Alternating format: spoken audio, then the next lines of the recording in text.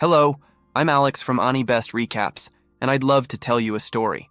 We stand before the dark and foreboding castle of the Demon Lord, where a group of adventurers finally arrives at the gate after discovering the enemy leader's location. The group's mage believes that Yuga is capable of leading the team to victory and calls his companions together for this final battle. With that, the castle gate opens and red eyes can be seen, along with ghastly groans echoing from inside. Yet without showing a trace of fear, our protagonist enters with his friends, and they immediately come face to face with one of the Demon Lord's bodyguards, a minion who displays an unsettling confidence despite being vastly outnumbered. The mage casts a spell at him, but the demon cancels it with incredible ease. Next, a warrior steps forward and unleashes several sword strikes, but the opponent is fast enough to evade each attack and then kick the swordsman back into place. Then a companion casts a support spell on the leader to increase his power, and he feels ready to attack with his Excalibur skill. At that moment, the demon counters with Infinite Darkness, a spell so strong it instantly devours the attack and explodes over the adventurers.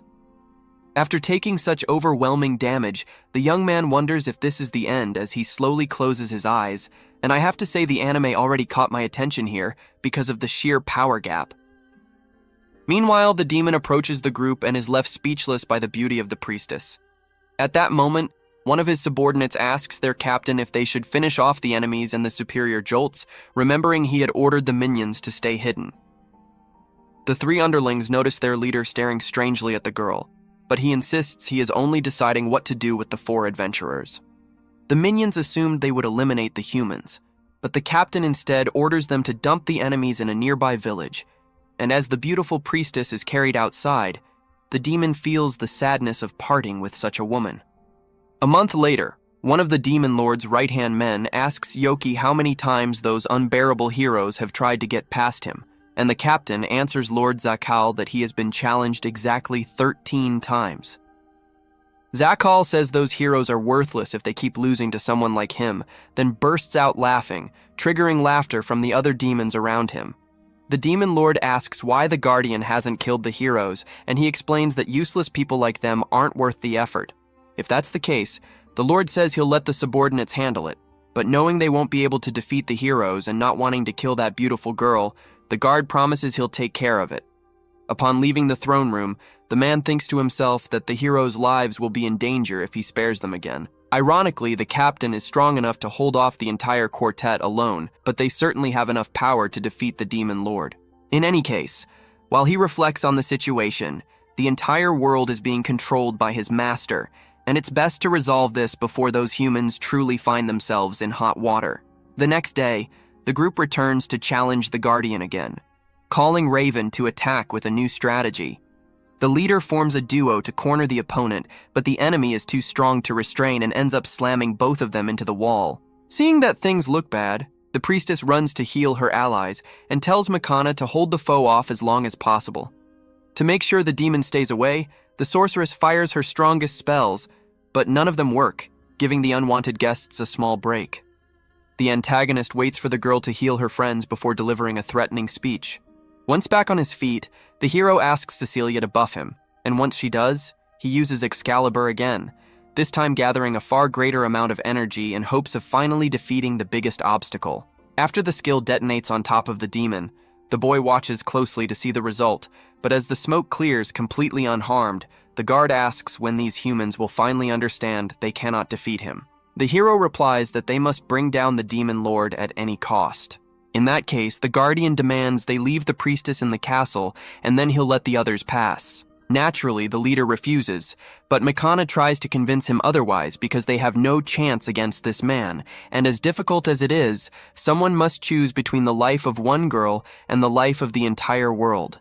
Hearing this, the young man becomes anxious, trying to think of a solution, but Cecilia tells her friends to go ahead and sacrifices herself for the group. The protagonist promises to come back for her later, and the demon keeps his word, opening the door for the heroes to pass. When the three leave, the priestess knows she doesn't come close to matching this enemy, but she promises to fight to the end as she fires a holy laser.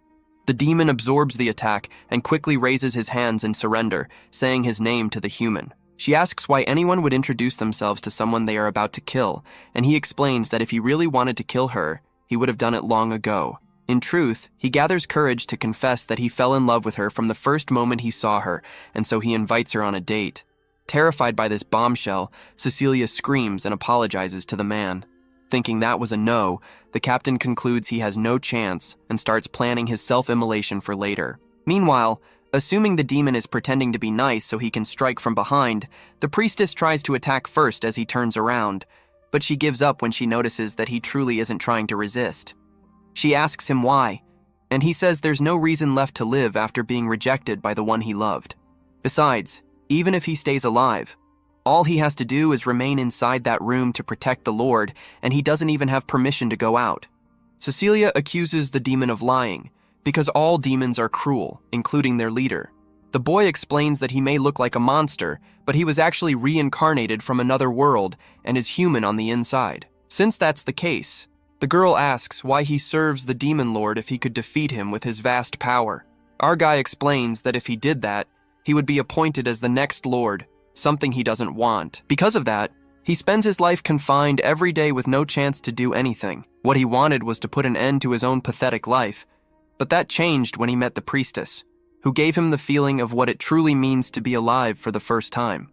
However, now that he has been rejected, he has once again lost the desire to continue living. Even so, the girl says he shouldn't feel that way, since he has the power to turn this war around. And if he really has even a little humanity inside him, he should use that strength to change the course of the battle. With that, inviting him to fight by her side around the world, she extends her hand and says, "There is still time." Sometime later, in the Kingdom of Clarity, the group of heroes is decorated by the king for their incredible feat of defeating the enemy leader. For that reason, the ruler declares the beginning of a 3-day celebration to commemorate the victory. Meanwhile, watching the capital from afar, the former captain rips off his own horn, presenting himself to the people after their act of bravery. The group of heroes parades through the crowd, and the leader says they wouldn't have won if not for the priestess, which makes Mirika jealous. Back to our protagonist. After removing anything that would imply he was a demon, the young man goes to the city's Adventurers Guild and asks to register at the counter. Out of patience, the attendant finds the form, and the boy fills it out without delay, receiving the identity card that classifies him as an F-rank adventurer. The clerk also tells the kid not to lose that thing, especially over the next 3 days, because the rest of the staff was released for the festival. Anyway, the man introduces himself as Clayman and wishes the rookie luck. Later at an inn, the boy throws a good amount of coins onto a table and, satisfied with the money he earned on his first day, believes he could live a stable life and confess to Cecilia again. Sometime later, upon entering the guild, he hears 2 adventurers talking about a boy who is rising in rank extremely fast. That very boy walks up to Clayman with 5 different missions and says he came to collect all the rewards, while the clerk wants to know why this kid always insists on being served by him. The boy explains that he got used to the clerk, and besides, he works fast. Putting that aside, the man asks who this boy really is, and he nervously replies that he's just an ordinary adventurer. Clayman doesn't believe someone who rose from rank F to D in just 1 week can be called ordinary. Still, since the boy hasn't done anything illegal, the attendant can't investigate him, so he drops the matter. At that moment, disguised so she won't be recognized, the priestess walks up to the counter and invites the boy to her house to talk. Obviously, the supposed demon isn't going to let that chance slip away, so shortly afterward they arrive at the mansion by carriage. One of the gate guards is eager for the beautiful woman to return, but when he sees a kid stepping out of her carriage, the big guy approaches him with hostility. The lady of the house appears to scold the guard, while another guard pulls him away before things get worse. Inside the mansion, the priestess apologizes since she should have found him earlier, but he doesn't regret the time spent as an adventurer because he was having a lot of fun. He's actually surprised she managed to find him, and she explains that the boy has become the city's main topic because he rose in rank in the blink of an eye. She wants him to leave the Adventurers Guild. She explains that even though the demon lord has been defeated, the human nations will soon restart their usual conflicts in search of supremacy. The signs are clear. For example, the hero has begun receiving several marriage proposals from other nations, and our protagonist understands why, as if the guy didn't already have a premium skin, now he's the most popular man in the world. However, the girl explains that those proposals are simply a way to gain more power and influence. Obviously, the boy will become an S-rank adventurer sooner or later, But the moment he reaches that rank, every eye will turn toward him, and if they find out he's a demon, they might try to use his power to conquer the world. For that reason, she wishes he wouldn't draw so much attention and that he would at least advance more slowly. She could simply hire him, but she doesn't have the budget to sustain an adventurer who earns that much. In return, she kneels and promises she would do anything if he accepts. Faced with that, acting like a complete idiot because he clearly has no idea how to deal with the girl he loves in that position, the boy makes it clear that he only has eyes for her. After laughing at the boy's reaction, the girl is pleased until her mother, Celia Akoran, walks in. The kid holds himself back so he doesn't embarrass himself in front of his future mother-in-law, while Celia explains that one of her maids will deal with the guard who disrespected him. The kid imagines that a big guy like that won't learn any lesson from a little maid, while the mother is actually discussing how many of the guard's bones should remain intact. After settling the matter, the lady reveals that her daughter has received many marriage proposals, including one from the hero. The kid goes crazy and swears he'll show everyone who the real monster is, but the girl tells him to cool it because she already turned down all offers. Seeing that this young man clearly likes her daughter, the mother proposes that he marry her. Extremely nervous, the boy looks at his beloved and explains that since he was already rejected once, what he wants now is to rise in life and confess to her again when he is stable because he wants to respect her feelings. Hearing that, the lady of the house says the boy passed the test and he is always welcome. After this conversation, the two meet in the garden to say their goodbyes and decide that from now on, they'll address each other by their first names, a big step in intimacy for the two of them. A little while later, we see our protagonist in the middle of one of his hero quests, and the situation is so insane that something which would normally take a full week to complete, he manages to resolve in just a single day. However, at the exact moment he prepares to head back home, he is suddenly attacked by 3 unknown assailants who launch a coordinated offensive. The young man tries to defend himself, but he soon realizes that those faces are extremely familiar to him. In fact, they are his former subordinates from back when he worked at the Demon Lord's castle, and, since he doesn't want to fight his old friends, he calls for a timeout and reveals his true identity. Everyone is overjoyed to see that the former captain is alive, but Duke also shows himself to be furious because the protagonist practically abandoned them when the hero group attacked. Because he wasn't there to take care of things as usual, the humans managed to reach the throne room and defeat the sovereign. It is almost as if the young man had let the heroes pass on purpose, and to top it all off, he now looks like a human for some bizarre reason. The youth asks everyone to calm down and guarantees he has an excellent motive for what he did, so the 3 wait to hear the explanation. But when he reveals that all of this happened because he has a crush on the priestess of the hero group, the demons simply cannot process the information. The protagonist makes it clear that he plans to live as a human from now on, warning them that they no longer need to see him as captain and are free to follow their own paths. However, they refuse to leave, as they prefer to stay close by, and besides that, they are dying of curiosity to meet the woman who stole the boss's heart. The lad explains that this is impossible, because if anyone saw them, it would cause widespread panic in the city. The subordinates argue that this isn't a problem, since they can hide their demonic characteristics the same way he did, and faced with such insistence, the young man eventually agrees, although he warns that blending in with humans won't be as easy as they imagine. Later that day, the former captain takes his subordinates to meet Cecilia after disguising them, but the process was much more brutal than expected, especially for Happiness, since the young man had to pluck her feathers one by one. Everyone sits down to have tea, and the priestess says it is a pleasure to meet them, commenting that, although she knows they are demons, they don't even seem to be. Duke explains that they all did their best to look human, and, in his case, being a Dullahan, the protagonist fused his head into the armor so it wouldn't go rolling around. The big guy seems to be getting along very well with the hostess, which leaves our protagonist a bit jealous, since the subordinate never talked that much with him. And now, in front of a cute girl, he won't stop chatting. The demon justifies that he didn't talk much before because he simply loathed the boss. The former captain had a reputation for being a complete shut-in at the castle, and even when his superior shouted for him to go out and kill some humans, the lad only threatened to give the master a beating until he gave up and left him in peace. Duke couldn't stand this behavior and, one day, invaded the youth's room to teach him a lesson, assuming an isolated loser would be an easy target, but he ended up getting the worst of it. After that, he became a loyal subordinate, and although he held a grudge over the beating for a while, he ended up accepting the young man's leadership. He believes the same happened with Happiness and Shake, but speaking of them, The warrior realizes he has no idea where the two have gone. It would be terrible if anyone besides Cecilia discovered the truth, so they enter the mansion to look for them, and end up finding the priestess's mother in the garden with Sheikh sleeping on her lap. The woman notices them approaching and asks if they know the boy, so they explain that the little one is a friend. The protagonist apologizes for any trouble he might have caused, but the mother says there is no need to apologize because she loves spending time with children. She found Sheikh running through the garden, and instead of worrying about insignificant details of how he got in there, decided to play tag with him until the little one got tired and fell asleep. Since Sheikh is safe, the lad asks if she saw a girl, and the woman confirms it, saying the headmaid took her inside a short while ago.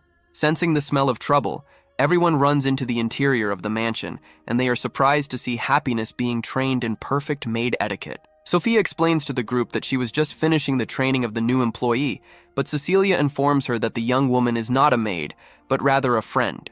The headmaid apologizes for the misunderstanding and says she can leave if she wants, but to everyone's surprise, Happiness decides she wants to stay, as she found the work of a maid much more fun than she imagined. With Sophia's approval, she officially becomes an employee of the house. At the end of the day, everyone prepares to leave and wishes good luck to the new maid. But before the protagonist can get away, Cecilia's mother pulls him aside. She mentions that her daughter hasn't been able to relax for weeks and plans to force her to take a day off, suggesting that if the lad wanted to ask her on a date, that would be the ideal moment. This is one of the best opportunities the youth has ever received, and he does not intend to waste it. On the appointed day, the priestess arrives in her carriage, and the young man is dazzled by how beautiful she looks. He promises to do everything in his power so that she enjoys the rest to the fullest, and the girl finds it funny that he takes this so seriously, but confesses to being anxious about the plans. While they walk, Cecilia notices that the local bakery has a new type of cake and suggests they stop there later, while the protagonist can hardly take his eyes off her because of how enchanting she seems. So far, everything is going very well, and the young lady seems to be truly enjoying herself. They pass by an accessory shop and are about to enter, but it happens that Yuga and Makana were also passing by there. As soon as he recognizes his friend, the hero calls her, completely ignoring our protagonist. He says it's a crazy coincidence that everyone took the day off on the same day and suggests they spend the rest of the time together. The priestess tries to refuse politely, explaining she was already with the lad, and upon hearing his name, Yuga feels like he has seen him somewhere before, but decides to leave that aside for now. The hero insists that everyone enter the shop together and barely gives time for objections. Makana is upset with the situation because the only day she convinced Yuga to go out with her was ruined. She notices that the protagonist was also on a date and wishes him good luck, thinking that if he wins over the priestess, the hero will have no choice but to focus on her. Inside, the lad reunites with Cecilia and offers a gift as a way of thanking her for all the help she has given him.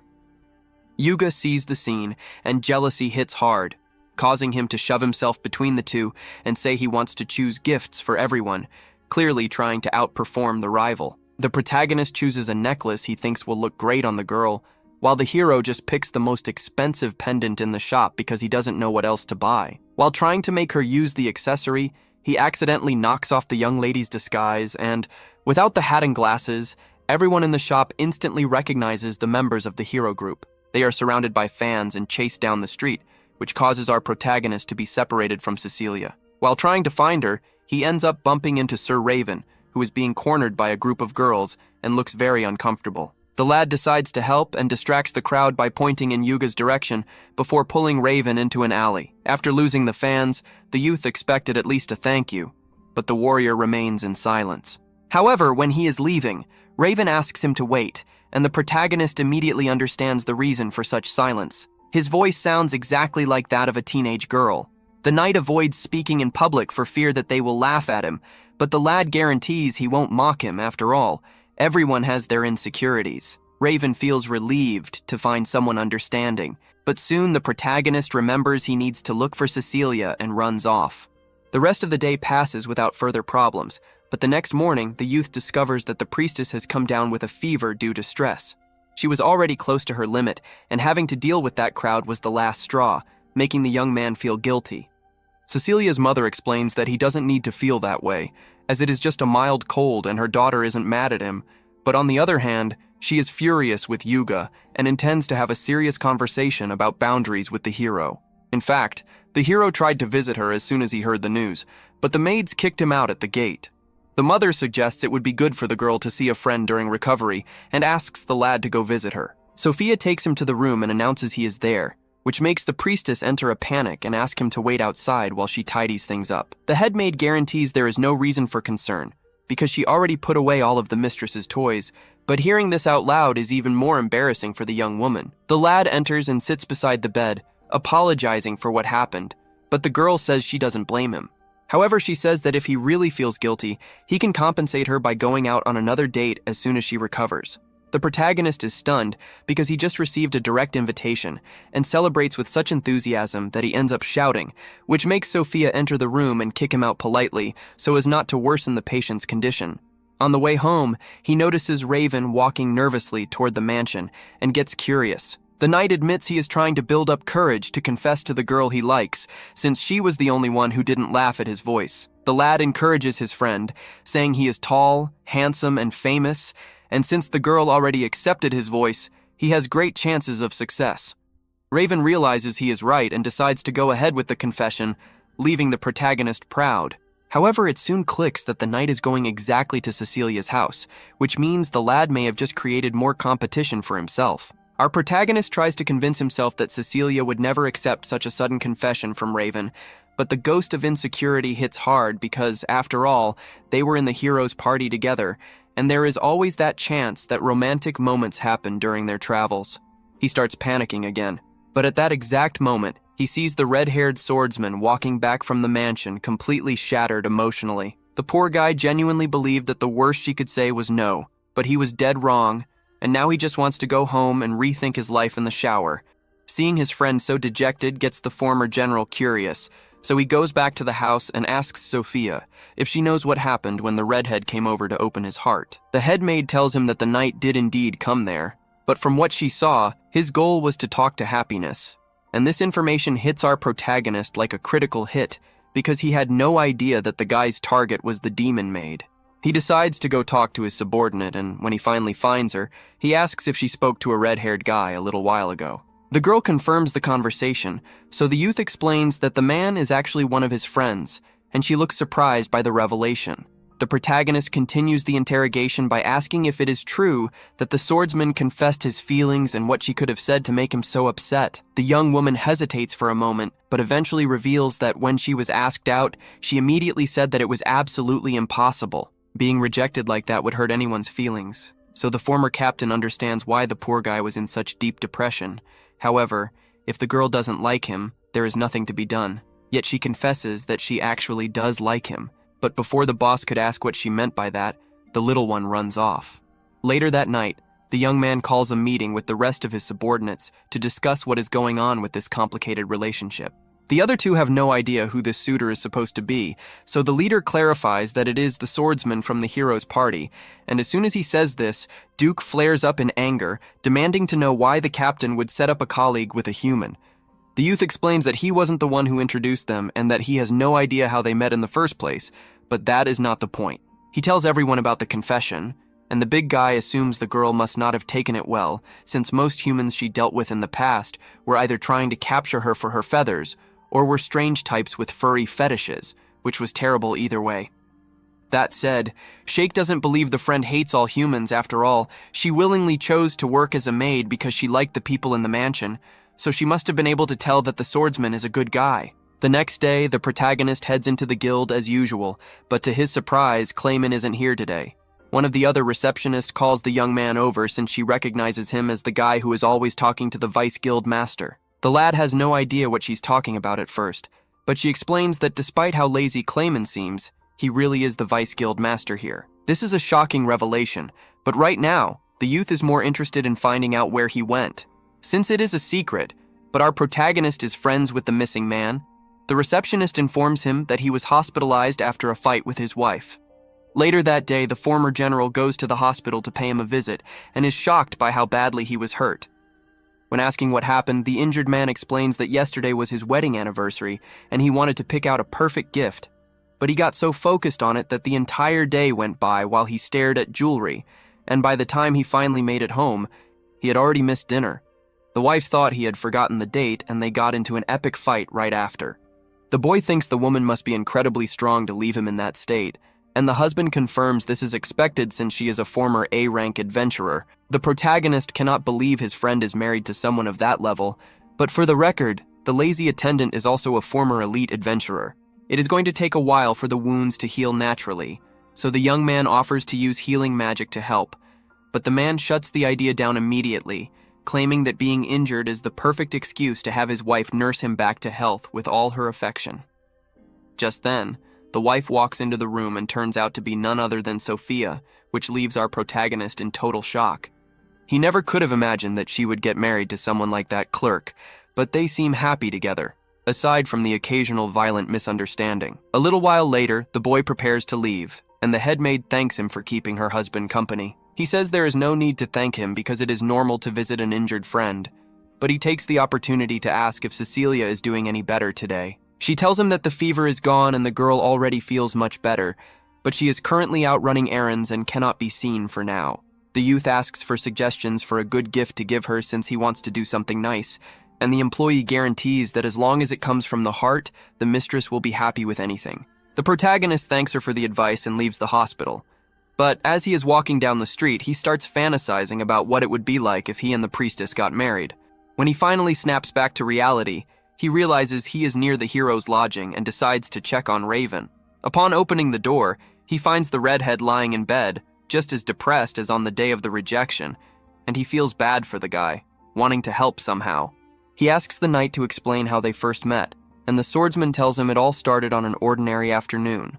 He was busy with his daily patrol when he noticed a girl being harassed by a couple of drunk guys. The swordsman swiftly dealt with the first guy, and after the others realized who he was, they all ran away, giving the job as finished. Since the girl was safe now, he turned to walk away, but she grabbed his cape to thank him. The knight said it wasn't necessary since he was just doing his job, but then he realized he had revealed his voice to a stranger and started worrying she might make fun of him. However, on the contrary, Happiness told him he had a very nice voice. At first, he thought she was joking, but the girl was serious because she genuinely liked the sound of his voice. She thanked him again and ran off to finish her shopping, but she left a lasting impression on the warrior's heart. That is why he eventually worked up the courage to confess, but things didn't go as well as he thought. He thinks it was a mistake to confess so soon without knowing each other well, as it probably made her uncomfortable. However, the protagonist says he shouldn't give up so soon because he feels there is still a chance and suggests they both go out for a while to cheer up. The former general takes his friend to the jewelry store where he was with Cecilia last time, as he never got to buy that necklace for her. While they are there, the redhead spots a beautiful pendant that would look great on the little maid. He is unsure whether to buy it, fearing she might think it is weird to receive a gift from someone she barely knows, but the leader guarantees she will appreciate the intention and will certainly like the design because it suits her perfectly. The swordsman decides to buy the pendant, and since he doesn't want anyone to hear his voice, he communicates with the cashier using pen and paper. However, as they leave the store, they run into Manga, who is surprised to see them together in a jewelry store. She asks what they are doing there, and the protagonist promptly responds that they came to buy gifts for the women they love. The sorceress already knew about the boy's crush on Cecilia, so she isn't surprised, but she had no idea the redhead was also in love. She asks him to tell the details, but the knight refuses to say a word around her, and it is all her fault because she once mocked his voice, and ever since then he has been too shy to talk in front of her. The mage feels bad and has already apologized, but she knows that doesn't change what she did, so she doesn't want to force him. However, she still wants to know everything about this secret crush, and invites them both to lunch. When she thinks they will finally talk, the boys start stuffing food into their mouths, so they don't have to say anything. It was the perfect plan, but as soon as the sorceress mentions she could tell some stories about Cecilia if the protagonist talks to her, the young man gives up on the plan immediately. The girl asks how far he has gone with the priestess, and he says it is nothing special because they aren't dating yet, mentioning that she received tons of marriage offers, including one from the hero Yuga. Hearing this gets the sorceress a bit agitated because she doesn't understand why the hero doesn't pick up on her hints. He has always been a bit of an airhead, going as far as accidentally walking into the room while she and her friend were changing or taking a bath, besides being so popular that a crowd always formed wherever they went. It was never intentional on his part, but the carefree behavior really annoyed the priestess, who can be terrifying when she is angry. Manga then asks the redhead about his crush, but the protagonist cuts her off because he doesn't want her messing with his friend. The sorceress promises she isn't trying to mock him, she just has her own relationship problems she wanted to talk about. The truth is, she feels that Yuga hates her because of something she did. She tells the young man that, although the kingdom's reports say they had an absolute victory over the demon lord, they were actually defeated multiple times, and by a random demon general no less. Each time they lost, they ended up in a nearby village with all their wounds healed for some reason. But no matter how many times they went back, that demon kept defeating them in the most humiliating ways. Our protagonist starts to feel a little guilty since he prolonged their defeat a few times, just so he could spend more time looking at Cecilia. But in his defense, he wasn't trying to humiliate them. Anyway, after each defeat, the group was forced to lie to the people and hide the fact that they had lost to preserve faith in the hero's team. But supplies were running low, and if they didn't defeat that demon soon, people would lose all trust in them. That was when, on one attempt, the demon in question made an offer. He said he would allow them to go straight to the throne room unchallenged, but only if they were willing to leave Cecilia behind. And it was Manga who convinced everyone to abandon her friend so the leader wouldn't be seen as a failure. The priestess ended up surviving, but the sorceress doesn't believe the hero has forgiven her for making such a cruel choice. He still acts friendly and cheerful around her, but she notices his opinion has changed. Cecilia must also think differently of her after what happened, so things have been kind of awkward between them. The youth feels partly to blame for all this, as it was his actions that caused this rift in the group, but there is not much he can do to fix it. He asks if she at least tried talking to her friend about this, but how exactly is she supposed to do that? You can't just admit you were willing to sacrifice her because you cared more about protecting Yuga's honor as a hero. The protagonist knows it is a tough topic, but if nothing is done, they will continue being awkward with each other forever. So he tells her to think about it. The girl realizes the boy is right and decides to do her best to make amends. The redhead also decides to try talking to the boss's subordinate again, so he and the protagonist head back to the priestess's house. He eventually finds happiness and apologizes for confessing so suddenly last time. He hands her the pendant he bought and asks if they could start out as friends, and the little one seems to like that idea a lot. A few days go by and the protagonist is practically on the verge of death because he hasn't been able to see Cecilia in almost a week. After she recovered from her fever, the young lady became extremely busy visiting various villagers and healing the sick and injured in the region. The rest of the hero party is also in a huge rush since Raven is the knight captain, Manga is a royal magician, and Yuga has been splitting himself between extermination and diplomatic missions, while our former general, on the other hand, has been doing absolutely nothing.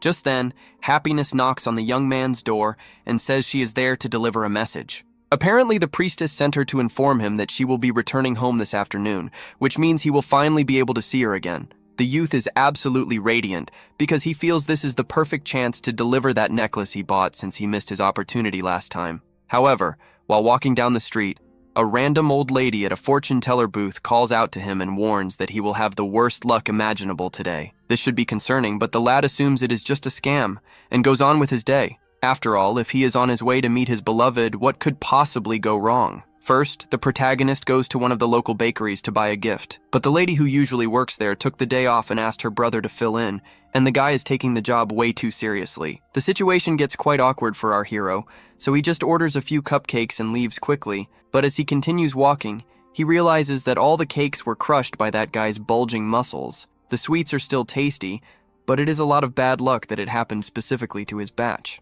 Other small bad things happen on the way to the mansion, like bumping into a giant man, nearly stepping on dog poop in the middle of the street, and a boy crashing into him, dropping the meat he was carrying on the ground. The lad could have ignored the child and kept walking, but he is too much of a nice guy for that. So he offers to buy new meat for the little one to stop crying, even though the accident was not his fault. So far, only minor inconveniences have occurred, but the former captain's luck keeps worsening because a moment later, he gets his wallet snatched by a pickpocket. Some people would give up right there, but the young man is not going to let his hard-earned money be wasted, so he uses a bit of his power to catch up to the thief and beats the living daylights out of him. The protagonist was completely justified, but unfortunately, Yuga happened to be nearby, and all the hero saw was the youth kicking a guy on the ground and taking a bag of money. The The young man tries to explain that it is all a misunderstanding, but the blonde does not buy the story and starts attacking him, trying to force his surrender. Our hero could definitely finish off the blonde if he wanted to, but that would destroy his cover as an ordinary human, so he decides to just run away. However, the plan does not work since his path is quickly blocked by a bunch of knights, and fighting his way out would only cause more problems in the future, so the youth ends up surrendering. He is thrown in jail for his supposed crime and begins to think the fortune teller might have been right about the bad luck. That said, it is not all bad since he still has friends looking out for him, and a little while later, Duke shows up for a visit. The big guy was recruited by the Royal Knights a few days ago and finds it hilarious that the boss got himself into this kind of trouble so soon. The lad argues that he did nothing wrong, but the subordinate already knows that and tells him not to worry. Raven heard about the case and is already investigating, so it is only a matter of time before the situation is resolved. Shortly after, another knight named Irene arrives and informs the protagonist that he has been cleared of all charges and is free to go. The youth is relieved, but she adds that Yugo wants to meet him to apologize, which is the last thing the lad expected to hear. Later, the two meet at a restaurant and the hero is sincerely sorry for all the trouble he caused, offering a feast as compensation. The young man is almost blinded by the purity emanating from the blonde, realizing he has no bad intentions, and decides to accept the offer. After the meal is consumed, the hero starts some small talk. First, he says he had no idea the youth was friends with Raven, and that although he did not recognize him at the time, he realized now that he is the same guy who was with Cecilia last time. Taking the opportunity, he asks what their relationship is, and the protagonist answers calmly that they are still just friends, which leaves the blonde visibly relieved. However, he then asks for advice on how to get along with the priestess, and that is the last subject our hero would want to discuss with him.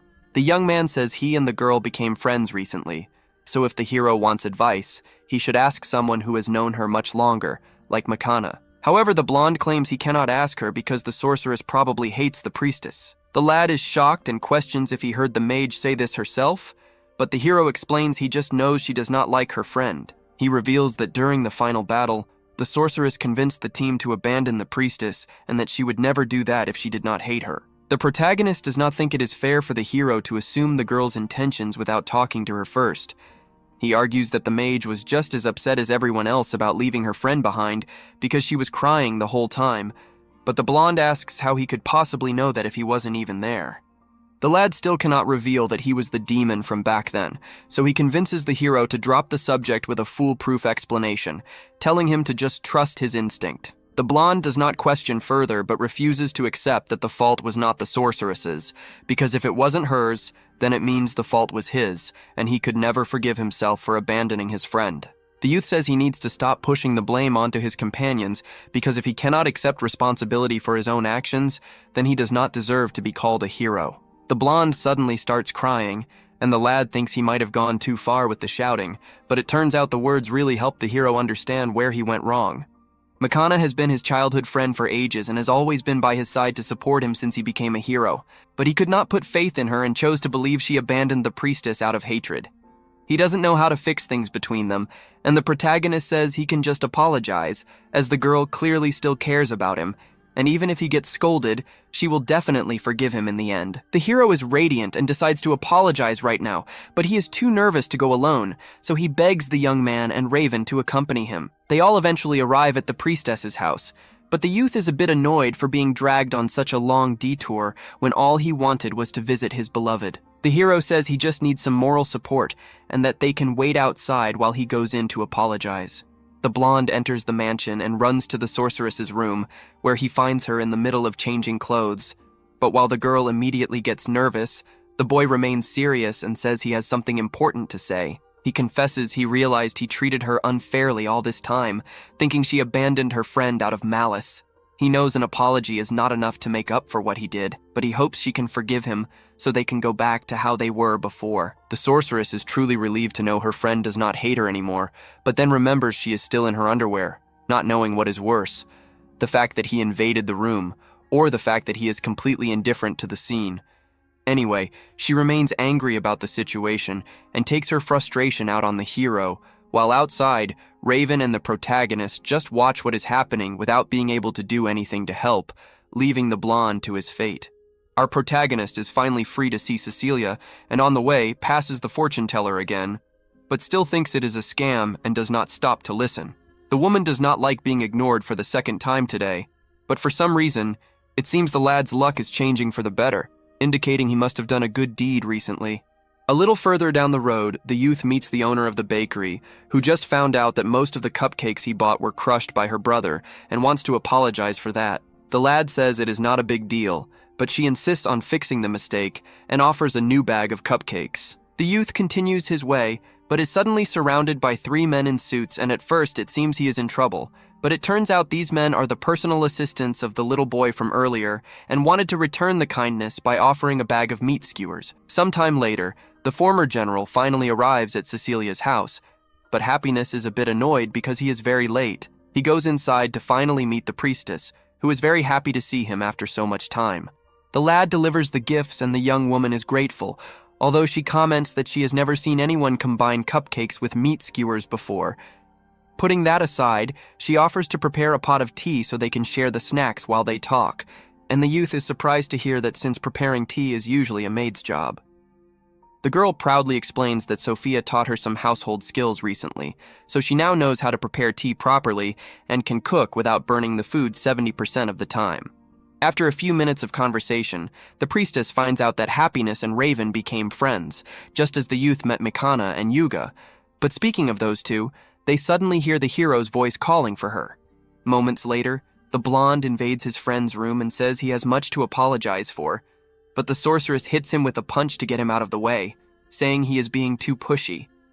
Cecilia has no idea what is going on, and the protagonist is equally surprised to see the others there suddenly, but everyone has something to confess.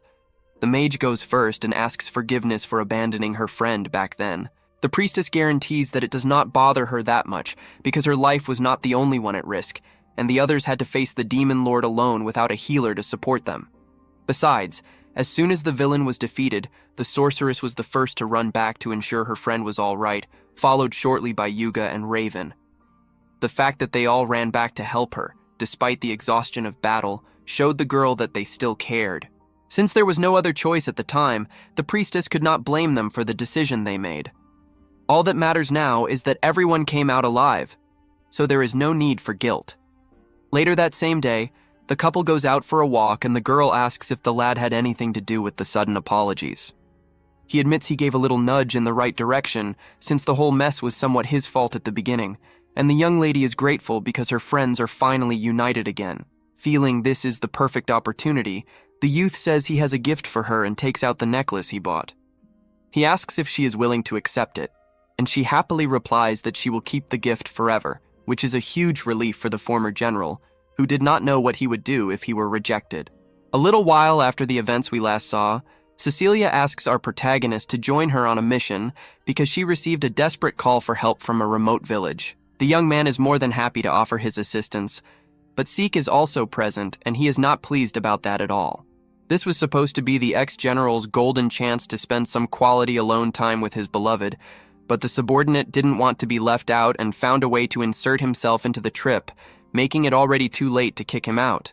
The group eventually arrives at the village in question, and the priestess had heard that the place was attacked by bandits, but the situation is way worse than she imagined. The village chief soon comes out to greet her, and is delighted that such a famous figure decided to pay them a visit, though he has no idea who the two companions are. The girl informs him that they are her friends, and that both are skilled with healing magic, being there to help treat the injured, which makes the local leader quite happy. He leads them to the town hall where all the injured people are being kept, and the group gets to work immediately. They start healing the villagers one by one, and honestly, this much magic is practically nothing for the protagonist's immense power, but he notices that the girl is working herself to the bone.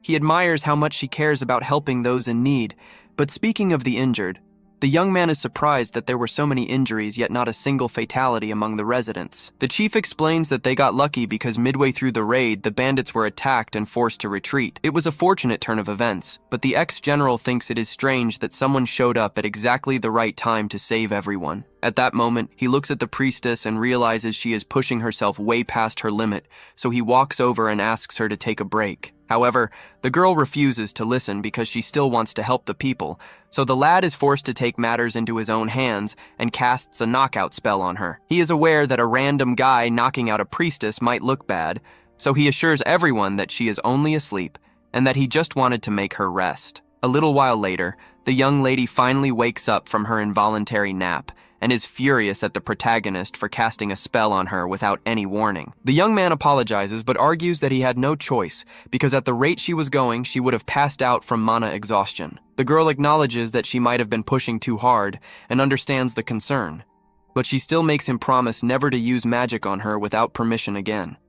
The ex-captain promises and, to ease her heart about the villagers, tells her that he and Seek have already finished taking care of everyone. The priestess is really happy to hear that and thanks him sincerely, but soon the village chief comes in to check on things. He is glad to see the girl is feeling better and says he hates to ask for more, but there is a little girl who lives on the outskirts of town, and he was hoping the group could take a look at her. They ask if the child was also attacked by the bandits, but fortunately, that isn't the case. She is perfectly safe but has been weak and sickly ever since birth, so he was hoping the lone's magic could make her healthy. The blonde is willing to try and asks for directions to the house, meeting Teal a few minutes later. The girl is surprised to see strangers walk into her house all of a sudden, but the priestess assures her there is nothing to worry about since the village chief sent them. It looks like the little one is about to ask a question, but suddenly she starts having a huge coughing fit, showing that the leader wasn't exaggerating about her health. Seek approaches to offer a special medicine he made himself, and, at first, the girl is skeptical about accepting a mystery juice from a stranger, but the protagonist guarantees that the subordinate knows what he is doing, and that the medicine is safe. She takes his word for it and downs the whole bottle, being surprised to find that her throat actually feels better.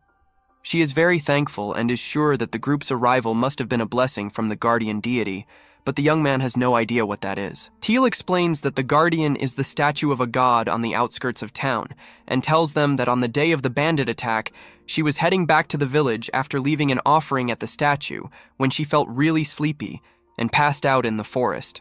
That was why she managed to avoid being hurt by the criminals, and she is certain the deity protected her. The subordinate points out it could have been a complete coincidence, but the girl is absolutely certain of the divine protection because when she was 7 years old, she was surrounded by wolves one night and would have certainly died if the guardian hadn't rescued her with black lightning. Since then, she feels she has been protected. The little one doesn't see anything weird about it, but the sleep magic and black lightning sound an awful lot like something a demon would use, which makes the protagonist and the priestess suspicious. Teal swears her deity isn't suspicious at all, and even offers to lead them there just to prove it. However, when she shows them the place, it is clear that it's a demon statue. The girl gets upset and says she will not stand for anyone slandering her beloved guardian, but she can barely stand as it is. So the blonde apologizes for pushing her too far, and walks Teal back to her house. While the priestess is gone, the lad takes a closer look at the statue and realizes it looks very similar to one of those gargoyles they had back at the Demon Lord's castle. But as soon as he says this, the gargoyle comes to life and attacks him with black lightning. The protagonist dodges and Seek manages to subdue the creature, but they aren't sure what to do with it now. The subordinate suggests they should just kill it, but the ex-general stops him because he would rather try talking things out first before resorting to violence. After everyone has calmed down, the gargoyle sits and asks if they really don't intend to kill him. The young man reminds him that the creature attacked first, and the demon apologizes, explaining that hearing the protagonist identify him as a demon gargoyle made him realize he had been exposed and he panicked. He reveals that several years ago, he was originally created to guard a certain temple, but along the way, some bandits stole him. Those same criminals later went on to attack this village, so the gargoyle had had enough and struck them down with his lightning, an act that made the villagers start worshipping him as a guardian deity. Over time, they all slowly forgot about him, and the only one who still shows up is Teal, who has been coming to clean every day since she was saved as a kid. The protagonist asks if that means he has no intention of harming the villagers, and the monster responds that he has nothing to do with humans, he just lives there, and that's it. If that's the case, there's no reason to worry about it. So the young man apologizes for bothering him and turns to return to the village. But before that, he asks a little favor of his subordinate. The ex-general basically asks Seek to go back alone so he can spend the rest of this trip alone with Cecilia. But once he is finally alone with her, he realizes he doesn't actually have anything to talk about. As they are walking, the girl ends up tripping over a protruding root, and the young man jumps to catch her, causing the two of them to stare at each other for a few seconds before awkwardly turning away. A little while later, they finally return to the village and, as luck would have it, the bandits from earlier decided to attack again, confident that nothing will stop them this time. But suddenly the hero group appears to stop them. The criminals still believe those brats stand no chance against their sheer numbers, but then the protagonist gives Seek permission to fight with lethal intent, and the enemies start dropping like flies. The priestess is surprised by the subordinate's strength since she had never seen him fight before, but the ex-captain is much stronger, and when he joins the fight, he knocks out dozens of them at once. Even when one attempts a sneak attack against the blonde, the lad easily electrocutes the guy and takes him down, having total control over the situation. The battle is going very well, but suddenly the group notices smoke coming from the direction of the guardian deity's shrine, and that cannot be good. The youth asks Seek to go check it out while he finishes off the rest of the bandits. The remaining survivors group together in an attempt to swarm the couple, but the protagonist bluntly tells them that no matter how many of them there may be, they will never be a match for him. He then proceeds to blow them all away with a windstorm spell, and the bandit situation is officially taken care of, but the lad is a bit concerned by the fact that the subordinate hasn't returned yet. Something might have happened, so he and the girl go to check it out, and to their shock, they find the gargoyle severely injured and Seek being held up by his throat. The protagonist angrily glares at the man and demands to know who he is, so the priestess explains that this is Miller, the hero of the neighboring Gallus Empire. The young man is surprised to learn there is more than one hero in the world, but his friend's safety is what's important right now. Once Seek regains consciousness, he explains that he arrived and found Miller attacking the gargoyle from behind while it was trying to protect Teal, so he tried to stop him but ended up losing the fight. Miller says there is nothing wrong with trying to kill a gargoyle, and that it's the subordinate's fault for being dumb enough to get in his way. He then starts walking back over to finish the job, but the protagonist tells him to stop and tries to talk him out of it by explaining that the creature isn't causing any harm. However, the invader doesn't care whether the monster is harmless or not, and warns that if the young man tries to stop him, he's going to be cut down as well. The youth responds by firing off a lightning bolt, but to his surprise, the electricity completely dissipates the second it comes in contact with the opponent's sword. The blonde yells for her partner to fall back, because that weapon is a man-made magic sword that absorbs all magic it touches, so the protagonist would be no match. The priestess begs the psychopath to stop, because if innocent people die at his hand, it could start a war. But he actually likes the sound of that. One of his favorite hobbies is killing people, so if a war were to start, he would be allowed to kill as many as he wants. It's clear that this dude is a total maniac, so there's no way the ex-general can let him walk free after this. Miller laughs at the fact that the lad thinks he can win, even though he already knows his magic is completely ineffective against that sword. However, the protagonist isn't fazed and begins firing off several blasts of magic one after the other.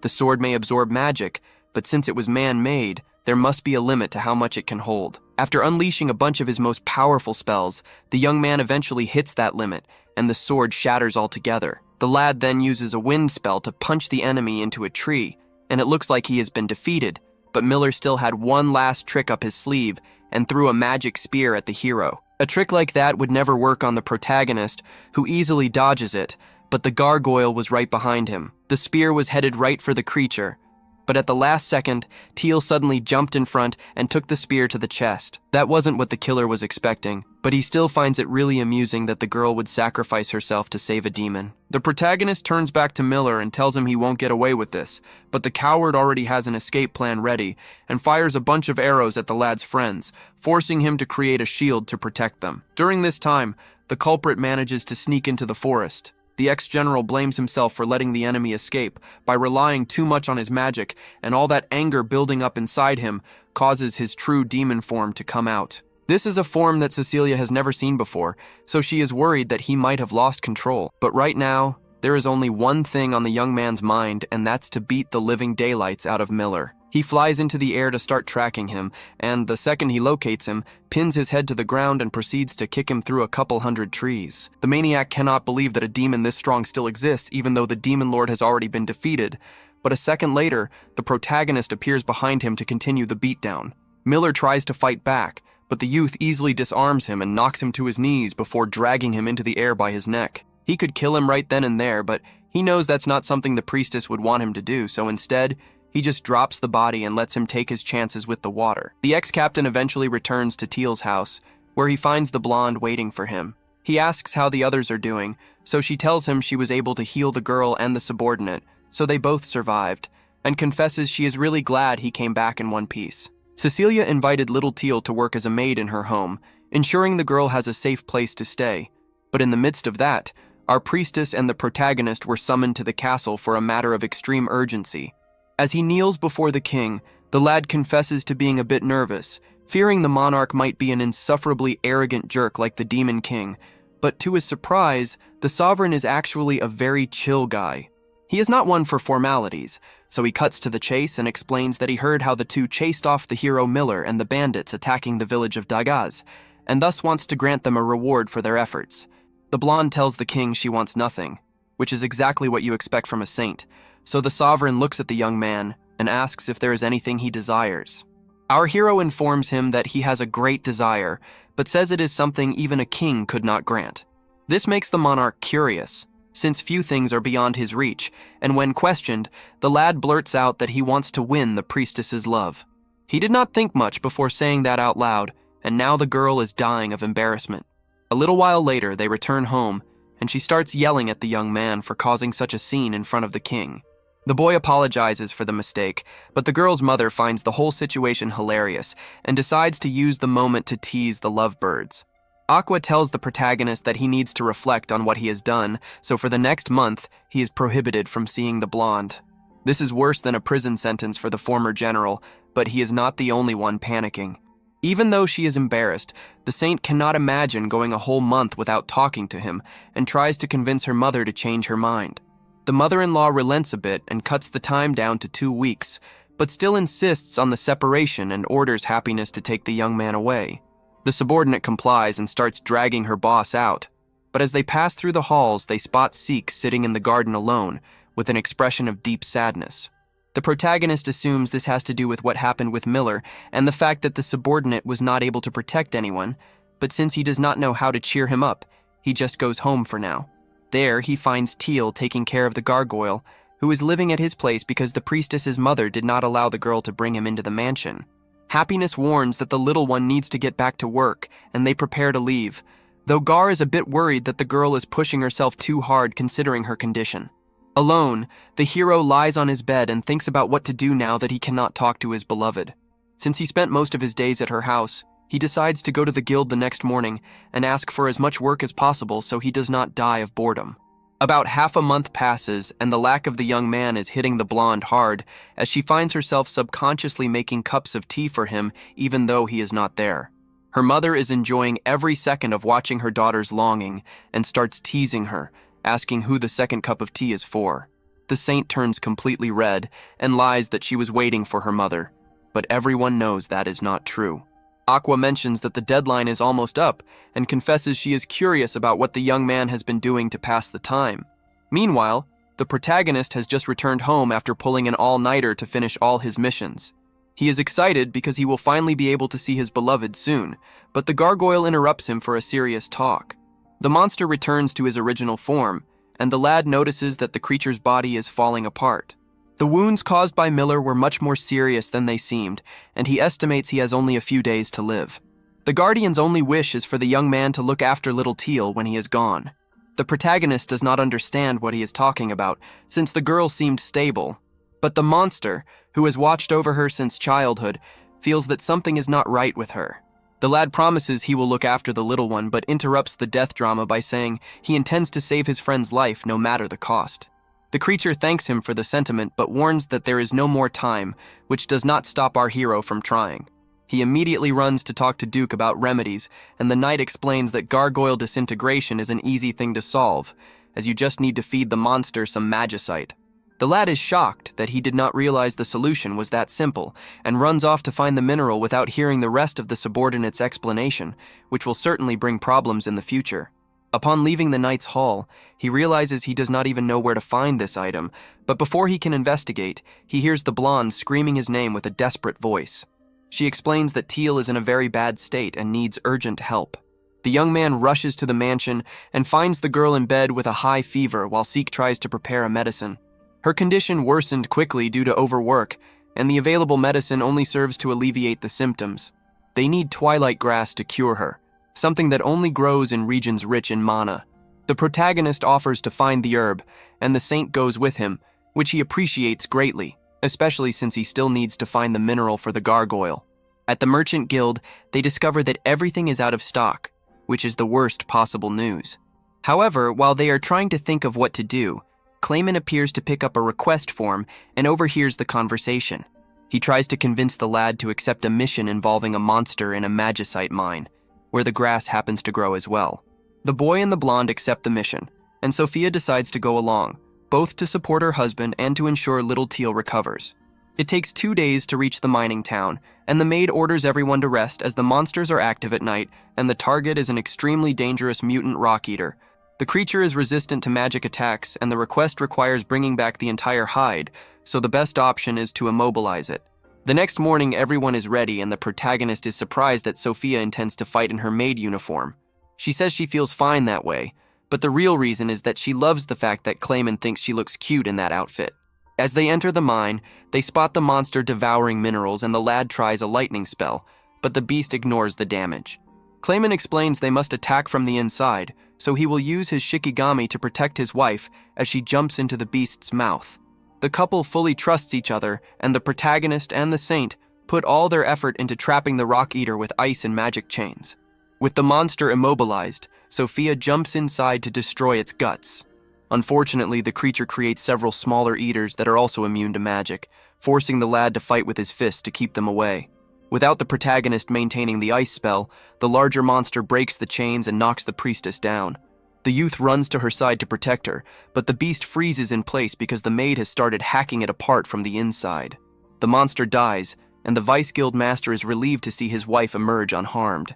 They collect the mineral and the grass, and the lad decides to fly back at night to deliver the medicine as soon as possible. He cannot let the others find out he is a demon, but the blonde already predicted he would try to slip away and is waiting for him outside with everything prepared to help him. The lad thanks her for the support and takes off into the night sky, reaching the city hours later. He finds the gargoyle on the table and starts shaking him violently, asking if he really wants to leave Teal alone in the world. The girl's name makes the monster wake up, and the youth warns that she will be fine, as he has already delivered the grass to seek.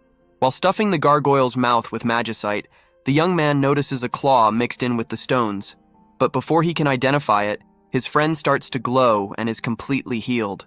The monster runs to the girl's side to ensure she is okay, and the protagonist is moved by the reunion, but he still has a long night of flying ahead to get back to the mining village before the others get suspicious. After staying awake all night, the former general ends up passing out from exhaustion on the priestess's thighs during the carriage ride home, and she does not seem to mind one bit. A few days after returning to town, our protagonist happens to run into Clayman while he is out shopping. Apparently, the Vice Guild master is looking for an anniversary gift for Sophia, and since the former general has nothing better to do, he offers to help. He finds a pair of cat ears and suggests that the man could give these to his wife, but the clerk says that is a terrible idea and already knows what he wants to get her anyway, turning down the help. The young man apologizes, but as he puts the cat ears back, he notices a black suit with a matching helmet nearby. His edgelord instincts immediately take over, and he decides to try it on. Clayman thinks the outfit looks incredibly cringy, but the youth absolutely loves the look and feels no shame whatsoever. He really wants to test out some cool moves in this gear, so he asks his friend to give him as many quests as possible. The Vice Guild master, getting annoyed by the hero's acting, decides to just play along. He takes the young man back to the guild and tells the receptionist that he wants to sign up for any available quests. The girl does not recognize the lad because of the costume, but since the superior is vouching for him, she looks through the stack and informs him that there are 4 A-rank quests available. The protagonist declares he will handle all of them, which shocks the receptionist since she has never heard of anyone strong enough to handle 4 A-rank tasks at once. She asks for his name, but in true edgelord fashion, he gives a fake one, and Clayman is so exhausted that he doesn't even bother correcting him. Later that day, the youth takes down a dragon in the forest to complete one of his missions, and when he returns to the guild with the dragon heart, everyone begins to respect him as a powerful warrior, even though his identity remains a mystery. By the end of the day, the hero has finished most of his tasks, but one remains: capturing a specific criminal. That night, A bandit named Envy sneaks up on 2 guards and uses sleep magic to knock them out before entering a storage room with his 2 sidekicks, Jealousy and Heartburn. Honestly, who comes up with these names? They corner the owner while he is busy with inventory and tell him they are going to steal everything. But before they can take a single item, our hero emerges from the shadows. He tells them to surrender before they get hurt, but the 3 are unwilling to give up, so Heartburn and Jealousy attack with full force. The young man goes back and forth with them for a bit just to keep things interesting, but he eventually decides to get serious and activates the lightning magic in his sword. With a single surge, he electrocutes both of them, leaving Envy as the last one standing. The thief tries to knock the protagonist out with magic, but the youth counters the spell and charges forward, slashing him with the blunt end of his blade. He wouldn't want to actually kill someone who looks like a child, but it still definitely hurt. The owner of the warehouse is very grateful because he doesn't know what he would have done if his stock of Valentine's chocolates had been destroyed. Now he can make his deliveries to the townspeople without issue, and it is all thanks to our main man. The youth is surprised to learn that this world celebrates Valentine's as well, but just then, a group of knights shows up to check on the commotion. Duke and Raven immediately recognize the boss the second they see him, but the other knight with them has no idea who he is and asks for his identification. The protagonist still wants to stay in character, so he gives her his fake name and tells her that the kids lying unconscious on the ground are all thieves. Before she can question him further, he disappears in a puff of smoke. Normally the knights would go looking for him, but since Raven knows the truth, he tells everyone there is no need to chase the guy. While the knights arrest the gang, Duke walks to the back of the warehouse because he knows the boss must still be around. He finds the youth hiding behind a bunch of boxes and isn't surprised by the act, as this isn't the first time it has happened. The young man usually gets hooked on a costume he thinks is cool and spends way too much time role-playing, only to realize later how cringy he was being. The subordinate tells him to take a good look in the mirror, and after the protagonist observes himself, he realizes he has been acting like a dark teenager the whole time. After cringing for 10 solid minutes, he takes off the outfit and heads to the guild to collect his reward. While there, he asks the vice guildmaster what the thieves' goal was. From what the man heard, those guys used to be B-rank adventurers until they found a weird book in a dungeon and started talking about destroying Valentine's Day. The hero doesn't quite get it, but he understands the feeling of hating the holiday since he never receives anything. Meanwhile, at the mansion, several girls are busy making chocolates for their loved ones with Sophia's help. Manga finishes her batch and notices that the priestess is making a massive amount, so the blonde explains that she plans to hand them out to children at the orphanage. It is a sweet gesture, but the mage thinks it defeats the purpose of the day since you are supposed to give them to someone special. The next morning, Gar informs the protagonist that it is officially Valentine's Day. The young man looks in the mirror and waits patiently, hoping his beloved will show up any minute, and the doorbell eventually rings. To his disappointment, it is only Teal, and she isn't even there for him.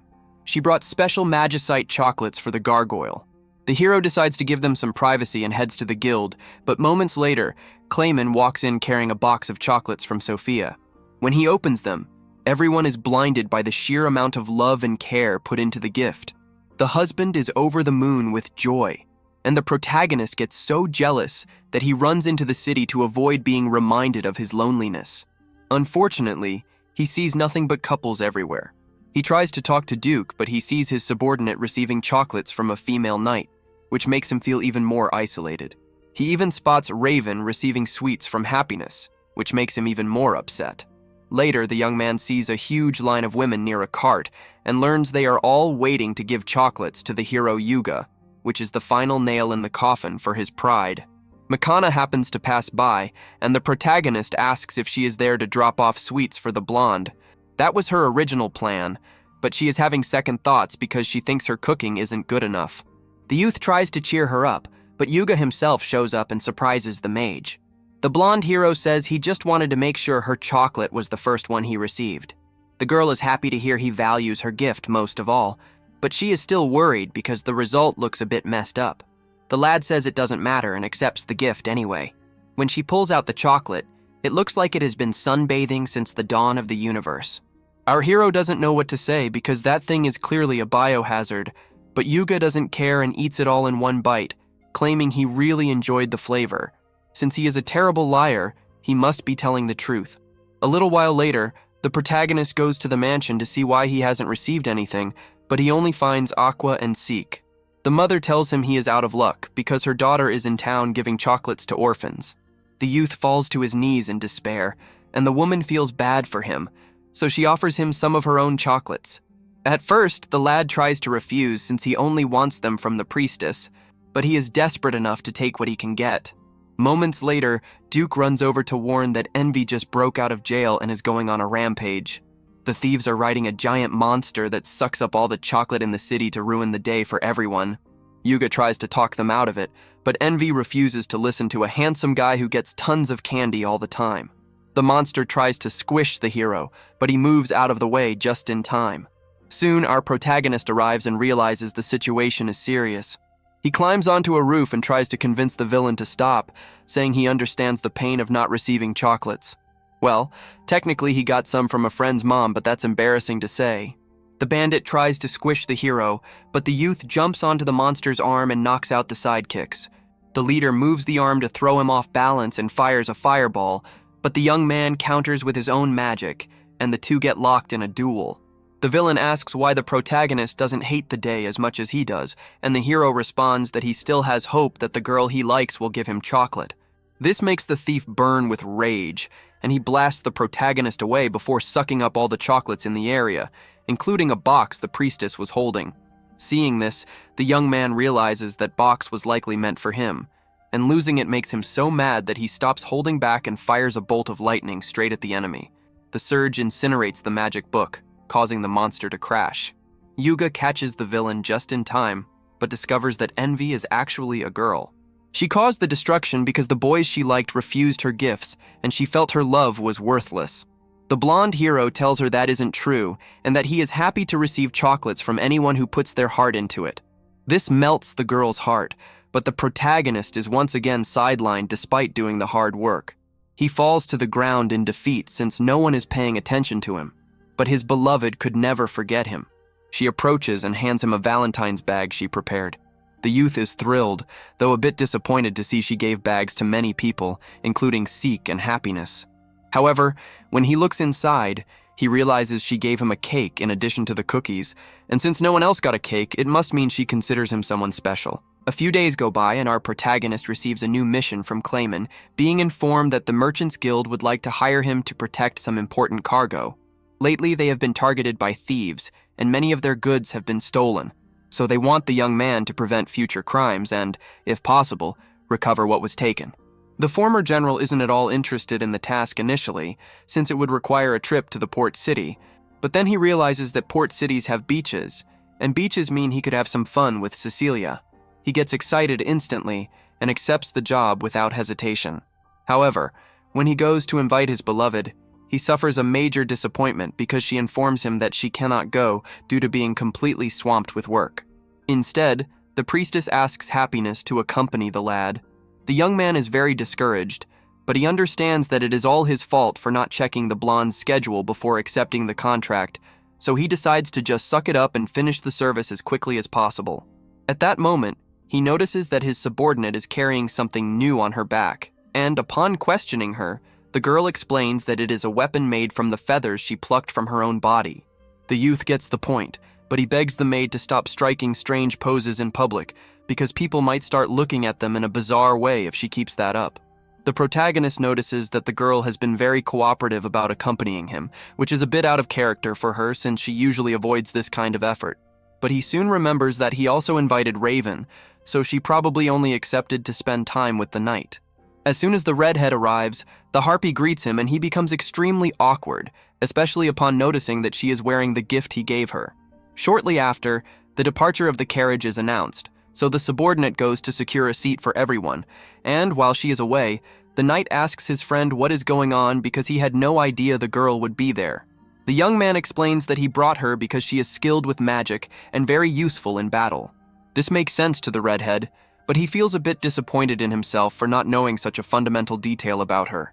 The former general tells him not to blame himself because they haven't known each other for that long, and there will still be many chances to get to know her properly. A few minutes later, everyone gets on the carriage, and the redhead ends up missing the perfect opportunity to sit next to his beloved, showing that the trip did not start well for him at all. As soon as they arrive in the port city, the protagonist warns that he is going to visit the client to start the mission, so he wants the other two to circulate through the area to gather as much information as possible about the robberies. This was a plan the young man cooked up specifically to give the couple some alone time, but as soon as he leaves, the girl wanders off and ends up finding a crew member of a ship. The knight follows her and explains to the sailor that they are adventurers hired to investigate the thefts at the port and would like to know if he has any clues. The sailor says he has no idea and that this whole situation has been making his job a living hell because the higher-ups are convinced that he and the other sailors are the culprits. The young woman asks if that means all the sailors are innocent, and the man, named Masa, confirms this and swears that men of the sea never steal. The redhead understands the situation and guarantees Masa that they will investigate the case to find the real perpetrators, which leaves the sailor shocked because he expected to be accused like everyone else. He is very grateful that they believe in his crew's innocence, so he calls all his companions and asks them to tell the two everything they can remember about the incidents. A little later, the protagonist returns and asks his friend if he discovered anything, but the knight says he has nothing concrete. The sailors apparently performed patrols every night, but at a certain point they started hearing a beautiful voice singing, and after that, the next thing they remembered was all the cargo having been stolen. None of them remember how the theft happened, and a story like that would naturally make anyone suspect the crew, but if they were behind it, they probably would have invented a better excuse to hide the truth. For this reason, the redhead believes something is wrong and that it is likely the work of a demon. The former general assumes his friend is talking about a mermaid, and since he has never personally met one, he thinks it would be very cool to meet another demon, so he excitedly calls his subordinate to tell her there might be a mermaid in town. As soon as he says this, the sailors hear it and are immediately terrified at the mention of the creature. The youth asks if it is really that big of a deal since he doesn't think mermaids are that dangerous, but there is nothing more terrifying to a man of the sea than one of them. According to them, countless ships have been sunk after encountering these creatures, and many sailors met horrible ends. Everyone begins to beg the duo to take care of the mermaid because they are too afraid to go back to the ship. The sailors are on the verge of a full-blown panic attack, so to calm them down, the redhead reveals that he is the captain of the Order of Knights and a member of the hero's party, promising that no matter what happens, he will protect them, which leaves everyone relieved. A little later, the protagonist and the subordinate are sitting on a bench while the knight makes some supply purchases, and the young man remains pensive for a while because he realized that demons are still seen as monsters to be feared by most humans. The girl says he shouldn't be surprised since their objective was to destroy humanity, so it is natural for people to be afraid. Soon after, the redhead returns with an important lead, saying that while he was shopping, a man approached him with information. According to the report, the individual saw the cargo being transported to a cave near the port and also remembers seeing a mermaid in the same place. It seems something very suspicious is happening, so the knight thinks they should check it out, but he asks the girl to wait there because fighting a demon is dangerous and he doesn't want her to get hurt. The maid asks why he is so motivated to defeat this demon, and he tells the story of a day when a village was attacked by a rampaging creature. He and the rest of the hero's party arrived too late to save the place, and he failed to protect many lives, which is why he refuses to let anyone he cares about run into danger. The young woman understands the point of view, but deep down she doesn't care about the warning, so she gets up and tells him to hurry because she is going along whether he likes it or not. The redhead tries to stop her, but the protagonist says to let it go because she won't change her mind, and besides, she is strong enough to take care of herself against any demon. They eventually arrive at the cave and, exactly as the man said, the stolen goods were taken there. The place also has a docking space for 2 small boats, but when the group goes to check, they realize someone else is there, and, a moment later, the mermaid emerges from the water.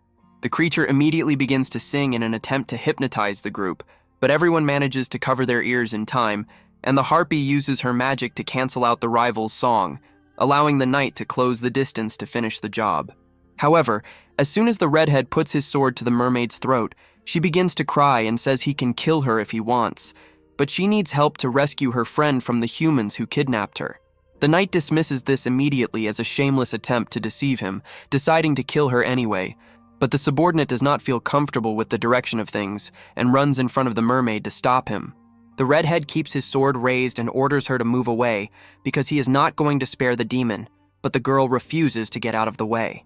The protagonist sees the tension increasing, so he runs over and asks his friend to lower the weapon. The knight demands to know why the youth is also on the demon side, but the lad says he is not choosing sides. He explains that he is not asking to spare her out of pity, because he knows that if a demon hurt the people he loves, he would not hesitate to kill it either. However, it seems the mermaid has a reason for what she did, so it doesn't cost anything to listen to her before the execution. The redhead decides to listen to his friend and agrees to lower the sword, at which point the maid's legs give way because she was absolutely terrified the whole time, especially because having a sword pointed at her brought back old traumas from when humans tried to sell her for profit. After the girl calms down, the protagonist introduces everyone to the mermaid, but the knight is still so irritated that he refuses to look at her. The creature's name is Shike, and, when questioned about the reason for the attack, she explains that she was ordered to do that by a human. Mermaids like her usually keep their distance from people, but one day she and her friend ended up caught in a storm and ended up being captured. The leader of the criminals took her friend Misaki as a hostage and threatened Shiki to follow his orders if she ever wanted to see her again. So since then, she has been putting people to sleep whenever they commanded. The youth doesn't think she is lying, but the redhead refuses to believe a single word that comes out of a demon's mouth. The maid understands the distrust and doesn't expect him to forget the pain that demons caused, but she asks him to trust her just this once. The knight finally yields and agrees to start a new investigation based on the premise that the mermaid is telling the truth. Everyone starts searching the cave, and it soon becomes clear that it was a trap from the start. Most of the boxes are empty, and the jewels present are all fakes placed there as a distraction. The plan was likely to lure them into the cave, and while they were distracted with the fake treasure, Sheik was supposed to put them to sleep so the thieves could come in and finish them off. If that's the case, the bandits must be on their way right now. A few moments later, a group of men walks toward the cave, led by the same guy who gave the tip to the knight, and they are all joking about how easily the captain fell for the trap, but then they see the official himself walking toward them and fall into absolute silence. They try to act naturally and pretend they did nothing, but the redhead already knows they are the ones to blame for the thefts and the mermaid's kidnapping, and although he doesn't intend to kill them, he is going to make the arrest as painful as possible. The thieves try to overpower the knight, but his swordsmanship is far superior, and in seconds he knocks out half the group. The other half tries to flee, but the protagonist and the subordinate had already blocked the escape route, and the girl uses her fans to knock everyone down with a huge gust of wind. After everyone is tied up, they try to lie, saying the mermaid forced them, but the knight points his sword at the leader and forces him to reveal the location of the real hideout before he loses an eye. At the hideout, the group finds a suspicious box moving, and it is clear that Misaki is trapped there, so the redhead opens the box and frees the mermaid, reuniting her with Shike. Both are radiant with the reunion. They prepare to return home, but before that, the knight apologizes to Shike for almost killing her earlier, even though she wasn't the culprit. The mermaid understands his skepticism and can't stay mad, since he saved her friend after all. As a token of gratitude, before leaving, she gives the redhead a kiss on the cheek, leaving him completely stunned and the subordinate burning with jealousy. She refuses to be outperformed by a mermaid they just met, so she apologizes quickly to her boss for what she is about to do and knocks him to the ground to gain enough time to kiss the knight on the lips without the protagonist seeing. However, even if the young man didn't see the act, just by looking at the expression on his friend's face, anyone could figure out what she just did. A few days after those intense events we saw previously, our protagonist, Yoki, is just chilling at home when he receives a formal letter from Cecilia. Now you know our boy, his heart probably skipped a beat just seeing her neat handwriting on the envelope. She was inviting him over for some tea, which is basically their thing now. He thanks little Teal for taking the time to deliver the message, but honestly, Teal was barely listening. She admits she was heading there anyway because any excuse to spend time with Gar is a good excuse for her. I actually found it hilarious how Yoki was surprised by how calm she seemed at first. Usually she's like a guided missile targeting that gargoyle, but she was playing it cool for about 5 seconds. The moment Yoki stepped out the door, the act was over. She pounced on Gar, hugging him with everything she had and shouting about how much she missed him. It's wild to see a human girl so obsessed with a stone demon, right? She even brought him a massive bag of magicite she gathered with her own 2 hands, telling him to eat up like he's at an all-you-can-eat buffet. Gar, being the stoic protector he is, thanked her, but had to remind her not to break her back doing all that heavy lifting for him. Our former general overheard the whole thing and, let's be real, he couldn't wait to gossip about it. When he got to Cecilia's mansion, he shared the whole scene with her, and they both had a good laugh over tea. Cecilia mentioned that it just goes to show how pure Teal's love is, but that comment actually triggered a mini existential crisis for Yoki. He started thinking, wait, we've been hanging out as just friends for a while now. Am I really okay with being stuck in the friend zone for the rest of eternity? The next day, Yoki decided he needed professional help, so he called Duke to a cafe. Duke, seeing the serious look on his boss's face, immediately thought Yoki had committed some sort of international crime or accidentally blew up a building. But no, Yoki confesses it's about Cecilia. He tells Duke that after leaving her place the day before, he got a bit too curious about what she does when he's not around. So, what does a powerful demon do? He uses an invisibility spell and sneaks back like a complete ninja. He saw her training like a beast in the backyard with Seek, and it hit him that there are entire layers to Cecilia's life that he knows absolutely nothing about. He wants to know the real her, but Duke, being the voice of reason, didn't hold back. He told Yoki that despite all his big talk about love, he's a total coward when it comes to actually making a move. At this rate, he's going to be the tea time buddy forever. Plus, Duke gave him a stern warning to stop using high-level demon magic for stalking, which, honestly, is fair play. Right as they were talking, Makana happened to stroll by and overheard the word stalking. Yoki tried to play it off as a massive misunderstanding, but Duke saw an opportunity. He basically drafted Makana to help Yoki, since she's been Cecilia's best friend since forever. Raven ended up joining the table too, and Yoki, desperate for intel, begged them to spill all the tea on Cecilia's past. Makana started dropping some truth bombs. She claimed the hero's party would have collapsed in a week if Cecilia hadn't been there. And get this, it wasn't just about her healing spells. The real problem was Yuga, the official hero. Apparently, whenever they entered a town, Yuga would be swarmed by a literal sea of fangirls. The guy was too nice to tell them to leave, Raven was too shy to speak a word in public, and Makana's attempts to scare them off just made them think she was a jealous rival. Cecilia was the only one who could walk into that crowd and calm everyone down with just a few graceful words. She was the glue holding that chaotic mess together. Raven added that she handled almost every single chore behind the scenes. She managed the party's budget, did the recon with Makana, and basically fixed every mess Yuga made. Yoki was getting visibly annoyed, feeling like they were using her as a personal maid, but Makana defended Yuga, saying his trouble always came from trying to help people. Still, Yoki didn't care about Yuga's good heart. He wanted to hear more about his girl. As they were wrapping up, Makana was about to reveal Cecilia's secret nickname, but the air suddenly turned cold. Cecilia appeared right behind her, looking like a literal goddess of vengeance. She was not happy about her personal life being broadcasted like a radio show. She dragged Makana away for a private talk about boundaries, leaving the guys in a very awkward silence. Raven, fearing for his life, refused to tell Yoki the nickname, but he offered a compromise. He invited Yoki to an orphanage in the city where they often volunteer. When they got there, a crowd of kids rushed out shouting for the cold-blooded swordsman. Yoki found it hilarious that such an edgy name stuck to the shy Raven, but then he heard it. One of the kids asked, "Is the Holy Mother coming today?" Bingo. That had to be the nickname. Later, Raven explained that his own nickname came from the fact that he never speaks in battle, making him look like a heartless killing machine. But when it came to Cecilia's nickname, he told Yoki that if he really wanted to know why she hates it, he'd have to ask her himself. Yoki, feeling inspired, decided that the best way to bond was through shared trauma. I mean, a mission. He convinced Cecilia to go on a quest with him, but Raven bailed at the last second, sending Makana as a replacement.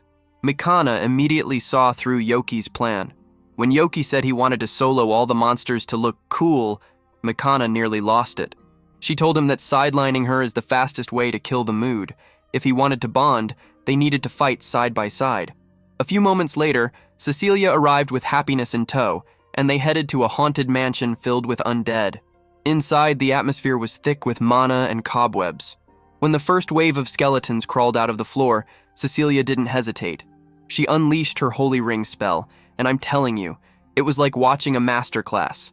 The skeletons didn't even have time to rattle before turning into literal dust. Yoki played his part too, using water magic to freeze the enemies in place so Cecilia could finish them off effortlessly. Yoki was being surprisingly attentive, making sure she took breaks and stayed hydrated.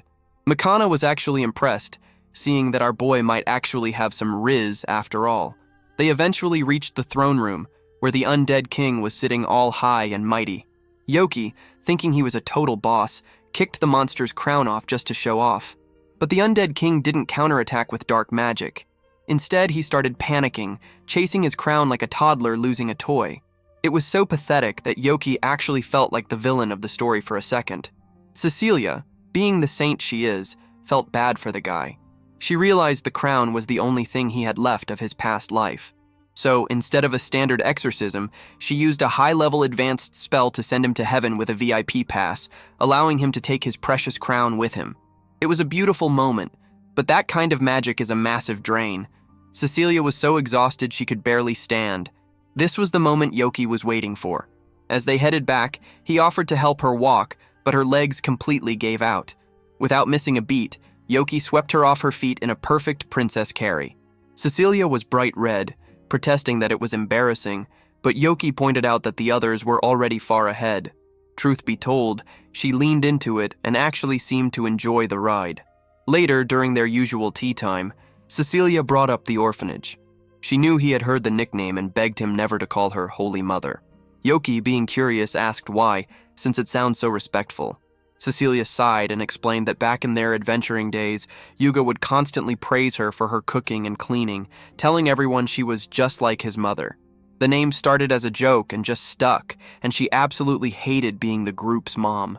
Cecilia was dead serious. But Yoki? Our boy couldn't help himself.